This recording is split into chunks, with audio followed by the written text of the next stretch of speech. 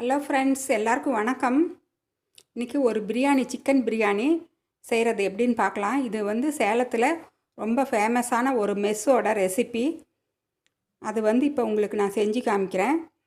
அந்த பிரியாணிக்கு பாருங்கள், சிக்கன் வாங்கி கழுவி நல்லா நீட்டாக கழுவி எடுத்து வச்சுருக்கு. சீரக சம்பா ரைஸில் செய்ய போகிறேன். அதுக்கு ஒரு பிரியாணி மசாலா ரெடி பண்ணிக்கணும். ஃப்ரெஷ் மசாலா 1/2 கிலோ அரிசிக்கு இப்போ நான் அளவு சொல்கிறேன். 6 அல்லது 7 ஏலக்காய், சின்னதாக இருந்தால் 7 வச்சுக்கிங்க. இந்த 2 இன்ச்சு அளவுக்கு பட்டை பீஸ் 2 இன்ச்சு அளவுக்கு பட்டை பீஸ் 2 இது மாதிரி நல்லா சின்னதாக எடுத்து வச்சுக்கிங்க, பொடி பண்ணி. லவங்கம் வந்து அதே 6, ஏலக்காய் எவ்வளோ எடுக்கிறீங்களோ அதே அளவுக்கு 6 லவங்கம். இது பாருங்கள், ஜாபத்ரி இதில் 1/2 பூ வச்சுருக்கேன். இது நட்மெக், ஜாதிக்காய், அதில் ஒரு 1/2 பீஸ் வச்சுருக்கேன். இப்போ இதெல்லாம் போட்டு நாங்கள் சும்மா லேசாக சூடு பண்ணிக்கிட்டால் போதும். இதுதான் இதுக்கு பிரியாணி மசாலா.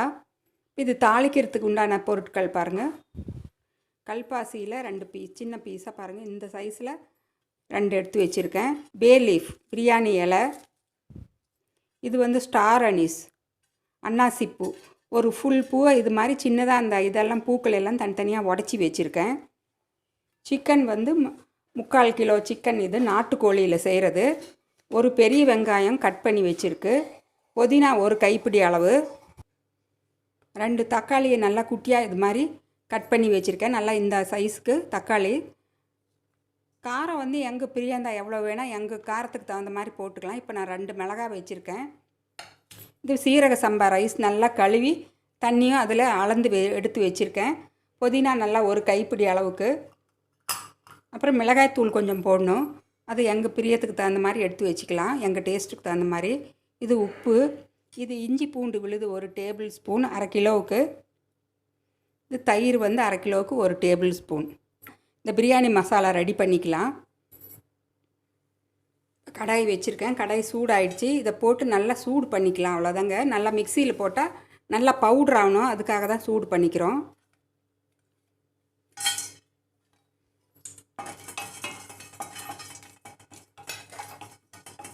இந்த ஜாதி பத்திரியை நல்லா சின்னதாக உடச்சி போட்டுக்கலாம். குக்கர் வச்சு குக்கரில் எண்ணெய் ஊற்றிருக்கேன். ஆயில் தாங்க, சன்ஃப்ளவர் ஆயில். அதில் வந்து தாளிக்கிறதுக்கு உண்டான பொருட்களை போட்டுக்கலாம். கொஞ்சம் அந்த ஸ்பைசஸ் எல்லாம் எண்ணெயில் இறங்கட்டும். ரொம்ப ஃபேமஸான பெரிய மெஸ்ஸுங்க இது. ஒரு 3 இடத்துல நல்லா பிரான்ச்சஸ் வச்சுருக்காங்க. அந்த மெஸ்ஸோட ரெசிபி தான் இது. கட் பண்ணியிருக்கிற ஆனியனை போட்டுக்கலாம். பாருங்கள், இந்த சின்ன வெங்காயம் நான் காமிக்க மறந்துட்டேன். ஒரு 5-6 சின்ன வெங்காயம் கூட நீங்கள் கிடைச்சா அதையும் இது மாதிரி தோல் மட்டும் உரித்து நீங்கள் போட்டுடுங்க. வெங்காயத்தோட பச்சை வாசனை போய் நல்லா ஜூஸியாக வதங்கணும். நல்லா ஓரளவுக்கு வதங்கிடுச்சு. இப்போ இதில் இந்த தக்காளியும் பச்சை மிளகாவும் ஆட் பண்ணிக்கலாம். தக்காளி நல்லா ஸ்மாஷ் ஆகணும், அதுக்கு கொஞ்சம் உப்பு ஆட் பண்ணிக்கிறேன். உப்பு போட்டிங்கன்னா கொஞ்சம் நல்லா சீக்கிரமாக வதங்கிடும். இப்போ தக்காளியில் கொஞ்சம் உப்பு ஆட் பண்ணியாச்சு. இதை மூடி வைக்கலாம். தக்காளி நல்லா ஸ்மாஷ் ஆகிற வரைக்கும் டைம் கொடுக்கலாம். அதுக்குள்ளே நாங்கள் அந்த மிக்சியில் அந்த பிரியாணி மசாலா போட்டு வச்சதை பவுட்ரு பண்ணி எடுத்துக்கலாம் நல்லா நைஸாக. இப்போ ஓப்பன் பண்ணி பார்க்கலாம். நல்லா தக்காளி வதங்கியிருக்கும். நல்லா எல்லாமே நல்லா ஸ்மாஷ் ஆகிடுச்சு. இந்த ஸ்டேஜில் இந்த இஞ்சி பூண்டு விழுது ஆட் பண்ணிக்கலாம். இந்த இஞ்சி பூண்டோடவே இந்த சிக்கனையும் ஆட் பண்ணிக்கலாம். நல்லா அந்த ஸ்பைசஸ் வாசனையெல்லாம் நல்லா இதில் இறங்கும். மெஸ்ஸோட ரெசிபிங்கிறதுனால சிக்கன் பீசஸும் பெருசு பெருசாக போட்டிருக்கு. அங்கே இது மாதிரி பெருசு பெருசாக தான் அவங்க செய்வாங்க போட்டு. இதில் வந்து இந்த புதினா பொடியாக கட் பண்ணி அதையும் இதோட ஆட் பண்ணிக்கலாம். நல்லா ஒரு கைப்பிடி அளவுக்கு எடுத்து வச்சுருக்கேன். மிளகாய்த்தூளும் உப்பும், சிக்கனுக்கு உண்டான உப்பு. அரிசிக்கு நாங்கள் அரிசி போடுறப்ப அதுக்கு உண்டான அளவு எடுத்து வச்சு போட்டுக்கலாம். இப்போ நல்லா கிளறி விட்டு இந்த தயிரையும் இதோடவே ஆட் பண்ணிக்கலாம்.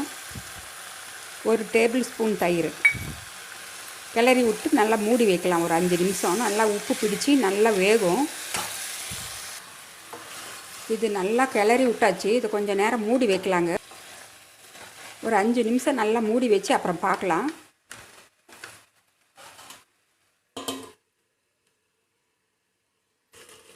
ஃபைவ் மினிட்ஸ் ஆயிடுச்சு. ஓப்பன் பண்ணி பார்க்கலாம்.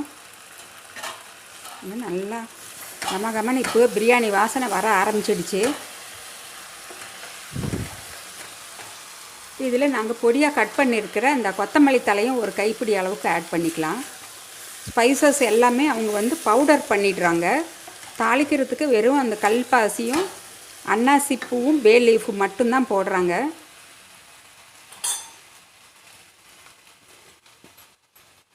கொத்தமல்லி தலை ஒரு கைப்பிடி அளவுக்கு நல்லா பொடியாக கட் பண்ணதையும் போட்டு ஒரு நிமிஷம் மறுபடியும் மூடி வைக்கலாம். நல்லா கிளறி விட்டு மூடி வச்சிடலாம்.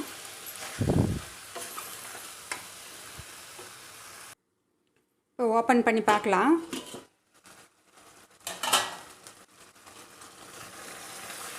நல்லா அந்த ஸ்பைசஸ் எல்லாம் இறங்கி அந்த இஞ்சி பூண்டோட பச்சை வாசனையும் போயிடுச்சு. கம்ப்ளீட்டாக அந்த இஞ்சி பூண்டோட பச்சை ரா ஸ்மெல் போன அப்புறம் தான் நீங்கள் தண்ணி ஆட் பண்ணணும். பவுட்ரு பண்ணி வச்சுருக்கிற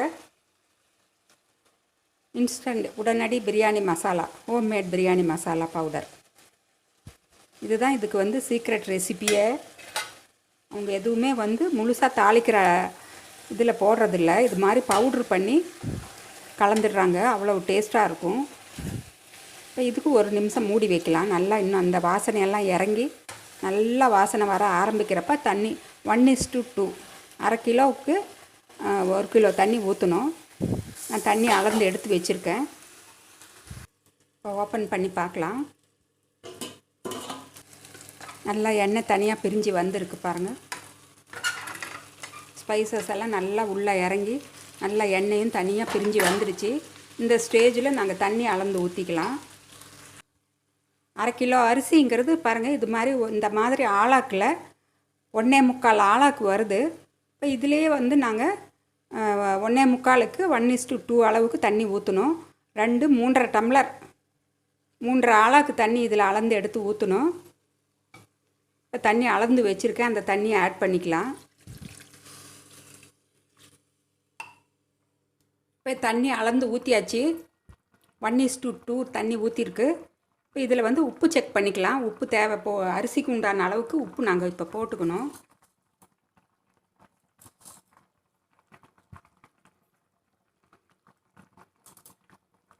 இப்போ இதை நான் மூடி ஒரு அந்த சிக்கன் வேகணும். நாட்டுக்கோழிங்கிறதுனால ஒரு 3 விசில் கொடுத்து வேக வச்சு அப்புறம் ஓப்பன் பண்ணி பார்க்கலாம். இப்போ 3 விசில் வந்து கேஸ் கம்ப்ளீட்டாக ரிலீஸ் ஆகிடுச்சு. ஓப்பன் பண்ணி பார்த்துடலாம்.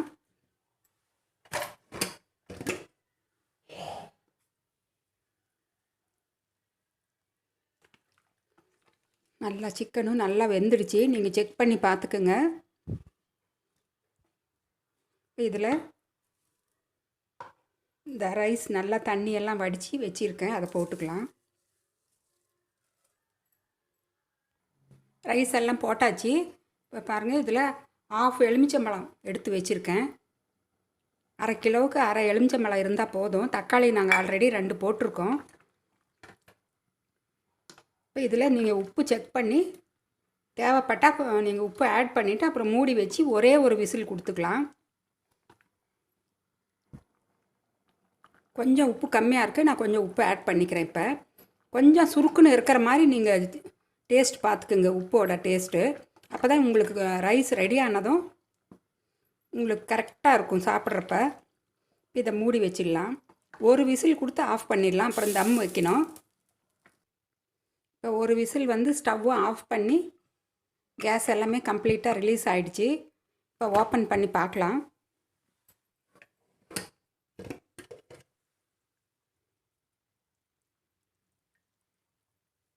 சூப்பராக ரெடி ஆகிடுச்சு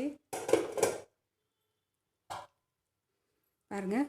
அந்த ஃபேமஸ் மெஸ்ஸோட அந்த கலரே வந்துடுச்சு எங்களுக்கு. இது கொஞ்சம் நல்லா கிளறி விட்டு நாங்கள் ஒரு தம் கொடுத்துடலாம். நல்லா வாசனையாக இருக்குது. நல்லா கிளறியாச்சு. இப்போ இங்கே பக்கத்துலேயே பாருங்கள், ஒரு கல், நல்லா தோசை கல் நல்லா கனமான கல். அதில் வந்து இப்போ இந்த குக்கரை எடுத்து வச்சுக்கலாம்.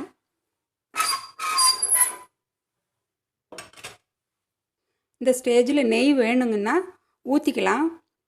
அவங்களும் இந்த ஸ்டேஜில் கொஞ்சம் நெய் ஊற்றி தான் தம் கொடுப்பாங்க. நான் ஆனால் நெய் ஊற்றலை. ஆல்ரெடி ஆயில் வந்து நான் 1/2 கிலோவுக்கு 100 ml ஆயில் ஊற்றிருக்கேன். அதனால் நெய் தேவையில்லை எனக்கு. டேஸ்ட் இன்னும் நல்லா வேணும்னு நினைக்கிறவங்க கொஞ்சம் நெய் வேணாலும் ஆட் பண்ணிக்கலாம். ஆனால் நான் நெய் இல்லாமல் தான் செய்கிறேன். இப்போ இந்த இலையை போட்டு நல்லா மூடி வச்சிடலாம். நல்லா தோசைக்கல் காஞ்சி இருக்கணும். நல்லா காஞ்சி அடுப்பை சிம்மில் வச்சு இந்த குக்கரை வச்சு நல்லா மூடி வச்சிடலாம். மூடி வச்சு ஒரு 10 மினிட்ஸ் அப்படியே லோ ஃப்ளேம்லேயே இருக்கணும்.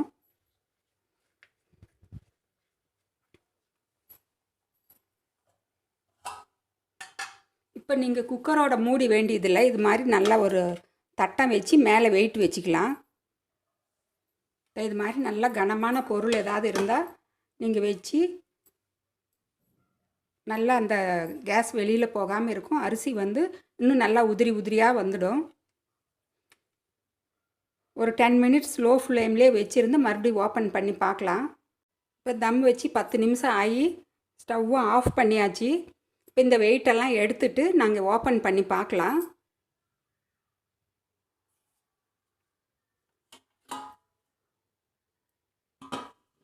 அவங்க வந்து விறகு அடுப்பில் செய்வாங்க. மேலே வந்து அந்த விறகடுப்போட அந்த நெருப்பை எடுத்து மேலே வச்சு அவங்க தம் கொடுக்குறது. எனக்கு அவங்க சொன்ன மெத்தட் வந்து இது மாதிரியும் செய்யலான்னு சொன்னதுனால நான் இப்படி செய்கிறேன். பாருங்கள், இந்த இலையை எடுத்துகிட்டு பார்க்கலாம். இந்த தண்ணியெல்லாம் உள்ளே இறங்காமல் பார்த்து நீங்கள் இலையை எடுக்கணும்.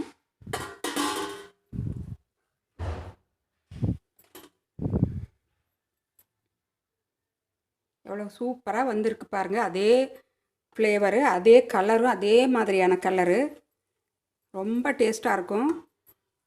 அவங்களோட ரெசிபி சேலமில் ரொம்ப ஃபேமஸான ஒரு பெரிய மெஸ்ஸு. அந்த மெஸ்ஸோட ரெசிபி இது.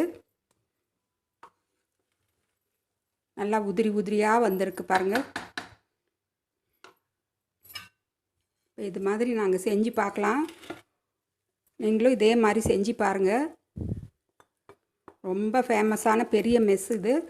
நல்ல நிமிஷமாக ஈஸியாக செஞ்சிடலாம். நல்லா டேஸ்ட்டாகவும் இருக்கும்.